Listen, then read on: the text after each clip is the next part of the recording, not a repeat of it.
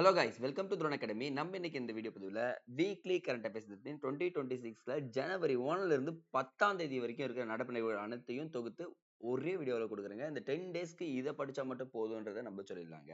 So பாருங்க, first எடுத்தோன்னு scheme பார்க்கலாம். உலகம் உங்கள் கையில் திட்டம் நம்ம தமிழக அரசால் தொடங்கப்பட்ட ஒரு திட்டம் தான் இது. சிவகங்கை மாவட்டத்தில் இந்த திட்டம் தொடங்கப்பட்டிருக்கு. அது என்னங்க உலகம் உங்கள் கையில்னா நமக்கு தெரியும். நம்ம செல்போனே இப்ப நம்ம கையில அடங்கியிருக்குல்ல, அதே மாதிரி லேப்டாப் கொடுக்குற திட்டம் தாங்க உலகம் உங்கள் கையில். எந்த இடத்துல தொடங்கப்பட்டிருக்குன்னா சிவகங்கை தொடங்கப்பட்டிருக்கு. எந்த ஆண்டுன்னா 2026 ஜனவரி 5. இந்த திட்டத்தை தொடங்கியவர் முதல்வர் ஸ்டாலின் அவர்கள் தான் அப்படின்னு சொல்லுவாங்க. 20 லட்சம் மாணவர்களுக்கு கொடுக்க போறோம்னு சொல்லிட்டு சொல்லியிருந்தாங்க. முதல் கட்டமாக 10 லட்சம் மாணவர்களுக்கு என்ன பண்றாங்க பாத்தீங்கன்னா கொடுத்துட்டாங்க மடிக்கணினியை அப்படின்னு சொல்லிட்டு சொல்றாங்க. இது வந்து பாத்தீங்கன்னா அரசு மற்றும் அரசு உதவி பெறும் கல்லூரிகளை சேர்ந்த மாணவர்களுக்கும் 7.2 7.5 இடஒதுக்கீடு பெற்ற மாணவர்களையும் எல்லாருக்குமே தகுதி உடையவர்கள்னு சொல்லிட்டு சொல்றாங்க. ஸோ அதே மாதிரி தகுதியான கல்லூரிகளுக்கும் கொடுக்குறாங்க. மருத்துவம், பொறியியல், கலை மற்றும் அறிவியல் கல்லூரி, வேளாண், சட்டம் எல்லாத்துக்குமே கொடுக்குறாங்க. ஸோ இது ஒரு பெனிஃபிட் என்னன்னு பார்த்தீங்கன்னா இந்த கல்லூரிகளை ஞாபகம் வச்சுக்க போதுமானது. அப்ப சிவகங்கை ஜனவரி 5. அடுத்தது 2 குழந்தைகள் சட்டம். அதானே சார் 2 குழந்தைகள் சட்டம். உள்ளாட்சி தேர்தலில் போட்டியிடுவதற்கான 2 குழந்தைகள் விதிமுறையை ரத்து செய்தது. 2 குழந்தைகள் இருந்தா நீ உள்ளாட்சியில போட்டியிடணும். 3வது குழந்தை இருந்தா போட்டியிடக்கூடாதுன்னு சொல்லிட்டு தெலுங்கானா கவர்மெண்ட் வந்து பாத்தீங்கன்னா இந்த சட்டத்தை போட்டிருந்தாங்கப்பா. இந்த சட்டம் வந்து பாத்தீங்கன்னா இப்ப ரத்து செய்யப்பட்டது அப்படின்றாங்க. அப்ப 2 குழந்தைகள் சட்டத்தை ரத்து செய்தது யார் பாத்தீங்கன்னா தெலுங்கானா. எந்த ஆண்டு முதல் இது பாத்தீங்கன்னா 1994ஆம் ஆண்டு இயற்றப்பட்ட சட்டத்தை என்ன பண்றாங்க நீக்கம் செய்து புதிய சட்டத்தை தெலுங்கானா கவர்மெண்ட் கொண்டு வந்திருக்காங்க. அப்ப 2026ல 2 குழந்தைகளுக்கு மேல் இருந்தாலும் என்ன பண்ணலாம் உள்ளாட்சியில பங்கு பெறலாம் அப்படின்னு சொல்லிட்டு சொல்லியிருக்காங்க. ஸோ இது எந்த மாநிலம்ன்றதை தெரிஞ்சு வச்சுக்கோங்க. ரொம்ப ரொம்ப இம்பார்ட்டன்ட். நெக்ஸ்ட் டாப்ஸ்ன்னு சொல்றது தமிழ்நாடு பென்ஷன் ஸ்கீம் திட்டம் அப்படின்னு சொல்லலாங்க. ஸோ இப்போ வந்து பார்த்தீங்கன்னா அரசு ஊழியர்களுக்கு அரசு ஆசிரியர்களுக்கு என்ன பண்றாங்க பார்த்தீங்கன்னா 50% சமமான ஓய்வூதியம் அளிக்கப்படும் அப்படின்னு சொல்லிட்டு உறுதியளிச்சிட்டாரு முதல்வர் ஸ்டாலின் அவர்கள். ஸோ என்ன பண்ணாங்கன்னா 2003ஆம் ஆண்டு பழைய ஓய்வு திட்டத்தினை என்ன பண்றாங்க மீண்டும் கொண்டு வராங்க. கிட்டத்தட்ட 23 வருஷம் போராடி என்ன பண்றாங்க இது வாங்கிட்டாங்க. ஸோ அப்ப என்ன பண்றாங்கன்னா ஊழியர்களுக்கு தங்கள் அடிப்படை சம்பளத்தில் 10% நிதி என்ன பண்ணாங்கன்னா எடுத்துப்பாங்களாம். எடுத்துட்டு என்ன பண்ணுவாங்கன்னா அவங்களுக்கு ரிட்டையர் ஆகுற டைம்ல 50% கொடுப்போம்னு சொல்லிட்டு சொல்றாங்க. இப்போ 1 லேக் வாங்கிட்டு இருந்தாங்கன்னா அவங்களுக்கு 50K வந்து பாத்தீங்கன்னா பென்ஷனா வரும்னு சொல்லிட்டு சொல்றாங்க. அப்ப 2027 ஜனவரி 1 முதல் இது அமலுக்கு வருகிறது. ஓய்வூதியதாரர்கள் பணியாற்றும் இணையான ஆசிரியர்களுக்கு பாருங்க 6 மாதங்களுக்கு ஒரு முறை அகவிலைப்படி உயர்த்தப்படும் சொல்லிட்டாங்கப்பா. ஸோ அகவிலைப்படி வந்து பாத்தீங்கன்னா 6 மாசத்துக்கு ஒரு டைம் என்ன பண்றாங்க இன்க்ரீஸ் பண்றேன்னு சொல்லிட்டு சொல்றாங்க. ஸோ அவர்கள் இறந்தால் இப்போ பென்ஷன் வாங்குறவங்க இறந்துட்டாங்கன்னா அவர் கடைசியாக பெற்ற ஓய்வூதியத்தில் 60% குடும்ப உறுப்பினர்களுக்கு ஓய்வூதியமாக வழங்கப்படும். அவ்வளவுதான் 60% கொடுத்துறோம்னு சொல்லிட்டு சொல்றாங்க. ஸோ அப்போ வந்து பாத்தீங்கன்னா இது ரொம்ப ரொம்ப நீங்க தெரிஞ்சுக்க வேண்டியது ஆசிரியரானாலும் சரி அரசு ஊழியரானாலும் சரி உங்களுக்கு பென்ஷன் இருக்குன்னு தெரிஞ்சுக்கலாங்க. ஸோ மற்ற எல்லாமே பாருங்க. இது ரொம்ப ரொம்ப இம்பார்ட்டன்ட். ஓய்வு பெற்ற ஊழியர்களுக்கு உறுதியான வருமானத்தை வழங்குவதற்காக பழைய ஓய்வு திட்டத்தை மீண்டும் அறிமுகப்படுத்திய முதல் மாநிலம் பாத்தீங்கன்னா சத்தீஸ்கர் மாநிலம். சத்தீஸ்கர் மாநிலம் தான் வந்து பாத்தீங்கன்னா மீண்டும் பழைய ஓய்வு திட்டத்தை அறிமுகம் செய்தது அப்படின்னு சொல்லிட்டு சொல்றோம். நெக்ஸ்ட்ங்க பழஞ்சோறு என்னன்னு பாத்தீங்கன்னா சென்னை அரசு ஸ்டாலின் மருத்துவமனை வந்து பாத்தீங்கன்னா ஒரு ஆராய்ச்சி நடத்துறாங்கப்பா. அதுல பழைய ஜோறு கஞ்சியில பாத்தீங்கன்னா நார்ச்சத்து, நோய் எதிர்ப்பு திறன் கொண்ட ஸ்டார்ச், புரதம், நுண்ணூட்டச்சத்துக்கள் இருக்குன்னு சொல்லிட்டு ஆய்வில் கண்டறியப்பட்டு வருகிறது.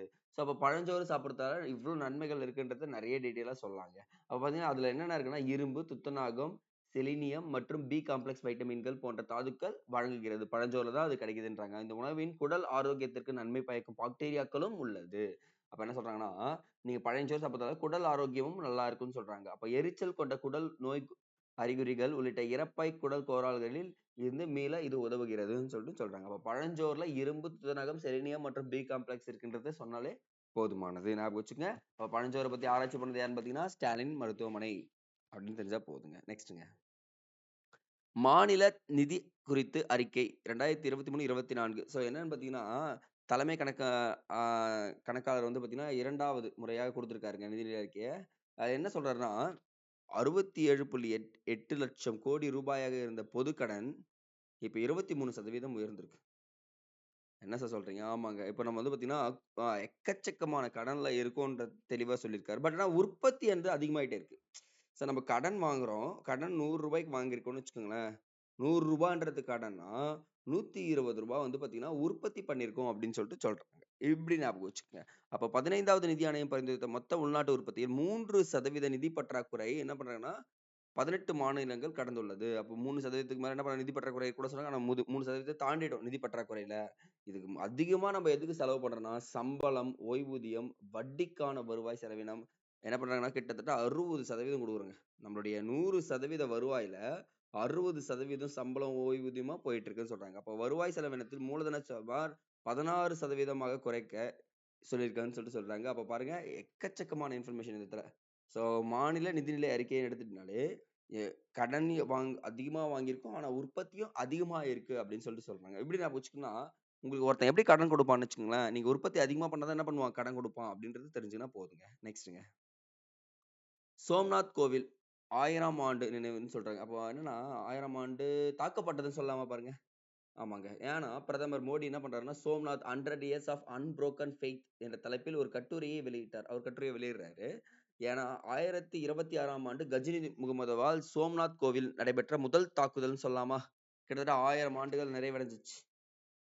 என்ன சோம்நாத் கோயிலுடைய சிறப்பம்சம் பார்த்தீங்கன்னா, சிவபெருமானின் 12 ஜோதிர்லிங்கங்களில் முதலாவதாக கருதப்படுவது சோம்நாத் கோவில் தான். ஸோ, அப்ப இந்த கோவில்ல வந்து பார்த்தீங்கன்னா, கிட்டத்தட்ட 1000 ஆண்டுகள் கடந்ததால மீண்டும் புனரமைச்சுட்டாங்க. யாருன்னு பார்த்தீங்கன்னா, சாளுக்கியர்கள். சாளுக்கியர்கள் என்ன பண்ணாங்கன்னா, அத மீண்டும் புனரமைச்சு, பின்னர் 18ஆம் நூற்றாண்டுல மராட்டியர் என்ன பண்ணாங்கன்னா, இத கைப்பற்றி வச்சுட்டாங்க. அப்ப இது மட்டும் இன்ஃபர்மேஷன் தெரிஞ்சுக்க போதும். நெக்ஸ்ட்டுங்க. இந்தியாவின் ரஷ்ய எண்ணெய் இறக்குமதி அப்படின்னு சொல்லிட்டு ஒரு டாபிக் கொடுத்துருக்கோம் பாருங்க. ரஷ்யாவிலிருந்து இந்தியாவின் எண்ணெய் இறக்குமதி நவம்பர் மாதம் கிட்டத்தட்ட என்ன ஆயிடுச்சுன்னா, அதிகமா உயர்ந்துச்சு. அதே நேரத்தில் அமெரிக்காவிலிருந்தும் இறக்குமதி அதிகரித்து. இப்ப 2 பக்கமும் நம்ம என்ன பண்ணிட்டோம்னு பார்த்தீங்கன்னா, இறக்குமதி அதிகரிச்சு, நம்மளுடைய பொருளாதாரத்த வலுப்படுத்திட்டோம் அப்படின்னு சொல்றாங்க. அப்போ 2025ஆம் ஆண்டு நவம்பர் மாதத்தில் பதிவான மொத்த எண்ணெய் இறக்குமதியில் 35.1% 35.1% அப்படின்னு சொல்றாங்க. அது மட்டும் இல்லாம ரஷ்யாவையும், அமெரிக்காவும் சேர்த்தோம்னா, நம்ம சுமார் இறக்குமதியில் பாதி பங்குனே நம்மளே எடுத்துட்டோம். 100% பங்கு 50% 2 நாடு மட்டுமே என்ன பண்றாங்க நமக்கு இறக்குமதியே குடுக்குறாங்கன்னு சொல்றாங்க. நெக்ஸ்ட்ங்க. மன்றோ கோட்பாடு.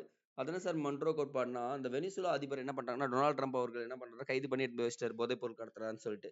பட் ஆனா 1823ஆம் ஆண்டே அமெரிக்க அதிபர் ஜேம்ஸ் மன்றோவால் இந்த கோட்பாடு அறிவிக்கப்படுகிறது. என்னன்னா, ஐரோப்பிய நாடுகள் அரைக்கோளத்தில் தலையிடக்கூடாது என்ற மன்றோ கோட்பாடு கூறுகிறது. ஐரோப்பிய நாடுகள்ல என்ன பண்ண மாட்டோம், நான் தலையிட மாட்டேன் அப்படின்னு சொல்லிட்டு சொன்னது தான் மன்றோ கோட்பாடு. இத மட்டும் தெரிஞ்சுக்க போதும். அடுத்ததுங்க. பசுந்தாள் உரத்தின் தாக்கம். ஸோ நீங்க தெரிஞ்சுக்க வேண்டிய ஒரு ஸ்கீம் என்னன்னா, மண்ணுயிர் காத்து, மண்ணுயிர் காப்போம். மண்ணுயிர் காத்து, மண்ணுயிர் காப்போம் என்ற திட்டத்த என்ன பண்றாங்க பார்த்தீங்கன்னா, தமிழ்நாடு அரசு திருப்பியும் மதிப்பாய்வு செய்றாங்க. என்னன்னு பார்த்தீங்கன்னா, பசுந்தாள் உரத்தினை எல்லாரும் பயன்படுத்தணும். பார்த்தீங்கன்னா, இயற்கை உரங்கள பயன்படுத்தணும்னு சொல்றாங்க. ஸோ அப்ப பார்த்தீங்கன்னா, குறிப்பிட்ட பயிர்களே வளர்க்கப்பட்டு, மண்ணில் கலக்கப்பட்ட மண் ஆரோக்கியத்தை மேம்படுத்தணும். அதற்காக தான் எக்ஸ்கியூஸ் மீ. பசுந்தாள் உரத்தை ஊக்குவிக்கணும் அப்படின்னு சொல்றாங்க. தமிழ்நாட்டின் அனைத்து மாவட்டங்களிலும் உள்ள விவசாயிகளுக்கு பசுந்தாள் உர விதைகளை வழங்கப்படணும் அப்படின்னு சொல்லியிருக்காங்கப்பா. ஸோ அப்ப பார்த்தீங்கன்னா, இந்த தாக்க ஆய்வுகளானது நைட்ரஜன் நோட் பண்ணுங்க. பாஸ்பரஸ், பொட்டாசியம் இந்த மண்ல ஊட்டச்சத்துக்கள் அதிகமா இருக்கும்னு சொல்லியிருக்காங்க. அப்போ பசுந்தாள் உரத்தை பயன்படுத்துவதால நெல் சாகுபடியில் சிறந்து விளங்கும் அப்படின்னு சொல்லியிருக்காங்கப்பா.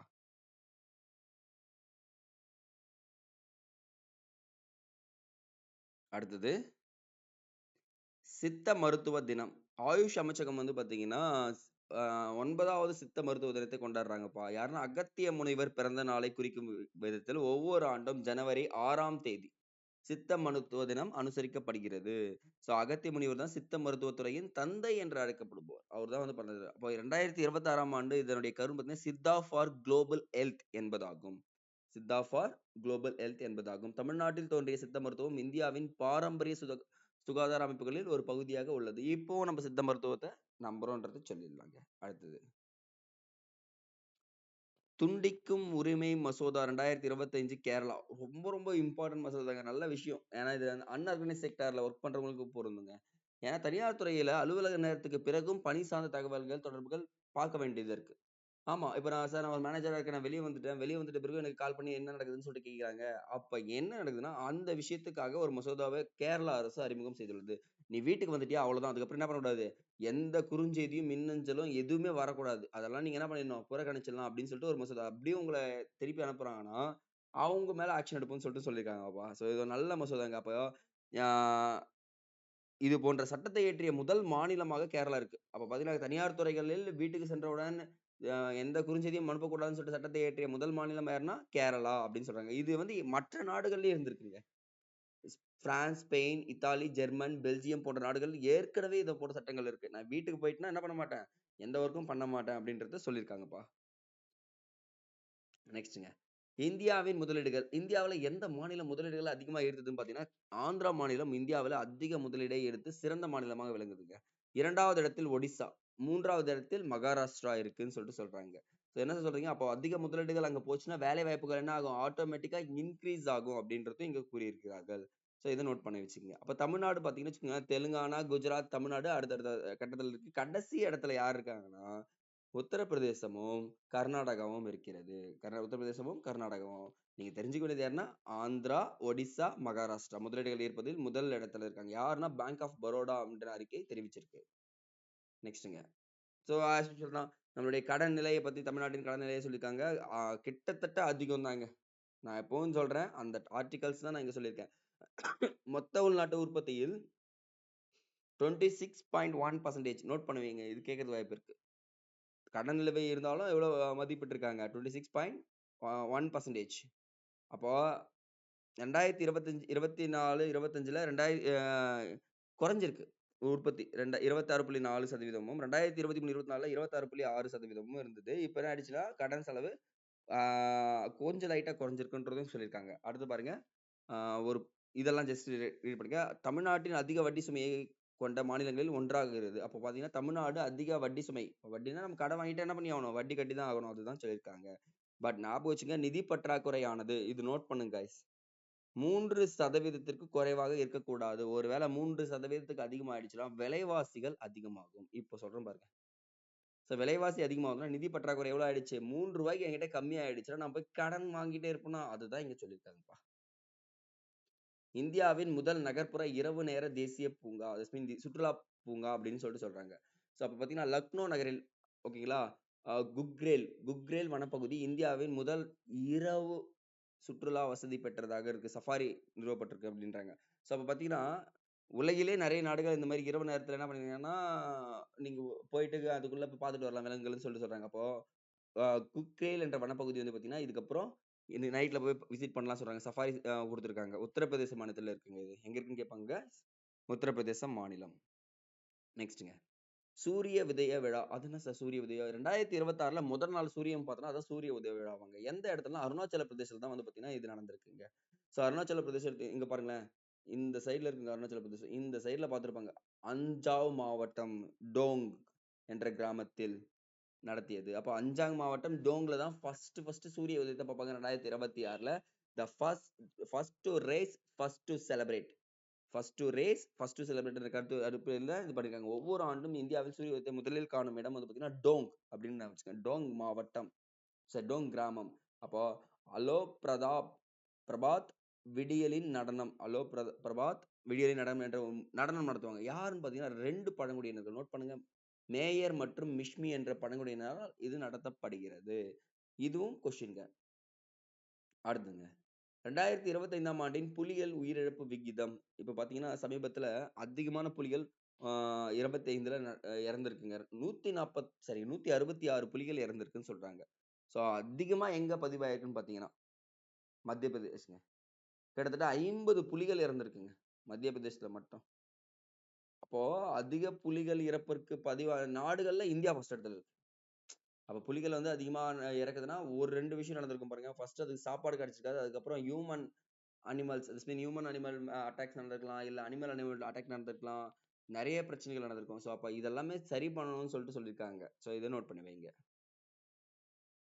புதிய கலால் வரி அப்படின்னு கொடுத்துருக்காங்க. அதனால 2026ஆம் ஆண்டு பிப்ரவரி 1ஆம் தேதி முதல் அமலுக்கு வருகிறது. ஏன்னா அந்த புதிய கலால் வரி மூலம் அதிகமான புகையிலை, பான் மசாலா வந்து புதிய கலால் வரி விதிக்கப்படுகிறது. என்ன சார் சொல்றாங்கன்னா, இதன் வரி அதிகரிச்சா அதை வாங்க மாட்டேன்னு சொல்லியிருக்காங்க. ஜிஎஸ்டி கிட்டத்தட்ட 40% இன்க்ரீஸ் பண்ணுங்கப்பா. எத்தனை பர்சன்டேஜ்? 40%. பீடிகளுக்கு தொடர்ந்து 18% குறைச்சு ஜிஎஸ்டி விதியம் விதிக்கப்படுகிறது அப்படின்னு சொல்றாங்க. கிட்டத்தட்ட 18ல இருந்து 40% நான் புடிச்சுக்கேன். 40% அப்படின்றது தெரிஞ்சுக்கினா போதுங்க. நெக்ஸ்ட்ங்க, ஜிகே நியூஸ் பேப்பர்ல இருக்கிறது எல்லாத்தையும் பார்த்தலாம். இந்தியாவின் முதல் முழுமையான குடிசை இல்லாத நகரமாக சூரத் மாறி உள்ளது. சூரத் நகரம் இந்தியாவில் முழுமையான குடிசையில்லா நகரம். அடுத்தது 44வது ஜூனியர் தேசிய கோகோ சாம்பியன்ஷிப் போட்டியானது கர்நாடகாவில் நடைபெற உள்ளது, பெங்களூர்ல. அடுத்தது 2026ஆம் ஆண்டு தமிழ்நாட்டின் முதல் ஜல்லிக்கட்டு நிகழ்வானது புதுக்கோட்டை மாவட்டத்திலங்க. நோட் பண்ணுங்க. புதுக்கோட்டையில் நடைபெற உள்ளது. அடுத்து இந்தியாவின் முதல் அரசு மருத்துவமனை அடிப்படையாக கொண்ட செயற்கை நுண்ணறிவு மருத்துவமனை. அப்போ முதல் செயற்கை நுண்ணறிவு மருத்துவமனைனா கிரேட்டர் நொய்டாவில் உள்ளது, உத்தரப்பிரதேஷ்ங்க, யூபியில் இருக்குங்க இது. நெக்ஸ்ட் புவியின் சுழற்சி தினம் ஜனவரி 8ங்க. டேஸ் கண்டிப்பா தெரிஞ்சு வச்சுக்கணும். நியூஸ் பேப்பர்ல வந்தது எல்லாமே நம்ம படிக்கணுங்க. அருணாச்சல பிரதேசத்தில் உள்ள கெயின் பன்ஹியோர் மாவட்டம் இயற்கையோடு இணைந்த நலமான வாழ்வில் கொண்ட இந்தியாவின் பயோ ஹப் அப்படின்னு சொல்லுவாங்க. அப்ப இயற்கையோட இணைந்த ஒரு மாவட்டம் கேட்டாங்கன்னா கெயின் பன்ஹியோர். எந்தனா அருணாச்சல பிரதேசம். அருணாச்சல பிரதேசத்துல 2வது நியூஸ் பாக்குறோம் நம்ம. அடுத்தது அந்த உடல் உறுப்பு தானத்துல கர்நாடகா அதிகபட்ச உறுப்பு தானங்களை பதிவு பண்ணிடுறாங்க. இப்போ பதிவு பண்றது வேற, வழங்குறது வேற. இப்ப நான் எல்லாருமே பதிவு பண்ணிடுவாங்க, பட் வழங்குவாங்களான்னு கேட்டா கிடையாது. அது அவங்க விருப்பம். அப்ப அதிகமாக பதிவு பண்ணது கர்நாடகா அப்படின்னு சொல்றாங்க. தமிழ்நாடு தெலுங்கானாக்கு அடுத்தபடியாக கர்நாடகா இந்தியாவில் 3வது இடத்துல இருக்கு. எதுனா தானங்க பண்றது. தமிழ்நாடு தான் தானம் பண்றதுல ஃபர்ஸ்ட், பதிவு பண்றதுல கர்நாடகா ஃபர்ஸ்ட். அவங்க பதிவு மட்டும் பண்ணிடுறாங்கன்னு சொல்றாங்க. நெக்ஸ்ட் உலக பிரெய்லி தினம் வந்து பாத்தீங்கன்னா ஜனவரி 4. இது நோட் பண்ணி வைங்க. நெக்ஸ்ட் உலக சுகாதார அமைப்பின் கீழ் மருந்தியல் கண்காணிப்பு பங்களிப்புகளில் இந்தியா உலக அளவில் 8வது இடத்தை பிடிச்சிருக்கு. மருந்தெல்லாம் கண்காணிப்புல இந்தியா எத்தனை இடத்துல இருக்காங்க? 8th பிளேஸ்ல இருக்காங்க. நெக்ஸ்ட்ங்க சர்வதேச மனம் உடல் நல தினமானது ஜனவரி 3ஆம் ஆண்டு கொண்டாடப்படுகிறது. ஸோ ஒவ்வொரு ஆண்டும் சர்வதேச மனம் உடல் நல தினம் வந்து பார்த்தீங்கன்னா ஜனவரி 3. பாகிஸ்தான் விமானப்படை 600 கிலோமீட்டர் வரை சென்று தாக்கும் தைமூர் வான்வழி போக்கு. அப்போ தைமூர் வான்வழி ஏவுகணை எரிகணை அப்படின்னு சொன்னாலும் ஒண்ணுதான். இது வந்து எந்த நாடுன்னு பார்த்தீங்கன்னா பாகிஸ்தான். நெக்ஸ்ட்ங்க மகாராஷ்டிரா மற்றும் கர்நாடகா ஆகிய மாநிலங்கள் இந்தியாவிலே அதிக எண்ணிக்கையில் விவசாயிகள் தற்கொலை பதிவாகி உள்ளது. இது ரொம்ப மோசமான ஒரு செய்திங்க. ஏன்னா மகாராஷ்டிராவும் கர்நாடகாவில் தான் அதிகம் விவசாயிகள் தற்கொலை பண்ணிக்கணும்னு சொல்லிட்டாங்க. நெக்ஸ்ட் தேசிய பறவைகள் தினம் ஜனவரி 5. நெக்ஸ்ட் போர்களால் ஆதரவிழந்தவர்களுக்கான உலக தினம் வந்து பாத்தீங்கன்னா 2026 ஜனவரி 6ங்க. ஸோ இது எல்லாமே டேஸ் நான் ஒரு 4 டேஸ் கொடுத்துருப்பேன். 4மே உங்களுக்கு ரொம்ப ரொம்ப இம்பார்ட்டன்ட் கைஸ். ஏன்னா எக்ஸாம் பாயிண்ட் ஆஃப் வியூல என்ன கேட்பாங்க தெரியாது. பட் ஆனால் நம்ம என்ன பண்ணிடணும், எல்லாத்தையுமே ஒரு கிளான்ஸ் பார்த்துட்டு போயிட்டோம்னா பயம் இல்லாம போலான்றது சொல்லிடலாங்க. ஸோ இதுதாங்க நம்ம கொடுக்க போற கரண்ட் அஃபேர்ஸ். நல்லா கவனிச்சுங்க கைஸ். கரண்ட் அஃபேர்ஸ்ன்றது நீங்க எக்ஸாம் போறப்போ பயம் இல்லாம போறதுக்கான ஒரு ஊறுகாய் மாதிரி. அழகா இப்பத்துல இருந்தே பார்க்க ஆரம்பிச்சிட்டீங்கன்னா தான் அந்த ஸ்கில்ன்றது வந்துடும். லாஸ்டா போய் படிச்சுக்கலாம் அப்படின்னா அந்த ஸ்கில்ன்றதுக்கு கொஞ்சம் லேட்டா பிக்கப் ஆகும். ஸோ இப்போ என்ன பண்ணீங்கன்னா ஒரு நாளைக்கு ஜஸ்ட் ஒரு நாள் 1 வீக்குக்கு ஒரு வீடியோ வருது பாருங்களேன், அதை மட்டும் நீங்க முழுசா பார்த்துங்க, போதுமானது. ஓகே கைஸ், அடுத்த வீடியோ பதில் சந்திக்கலாம். நன்றி.